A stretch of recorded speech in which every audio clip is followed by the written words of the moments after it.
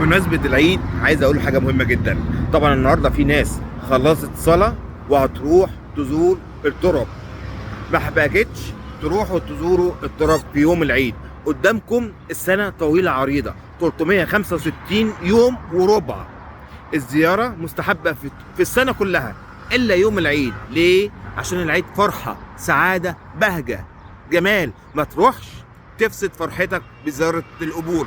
الحاج عندي متوفي فاروح له بعد العيد، مش هروح له في أول يوم العيد.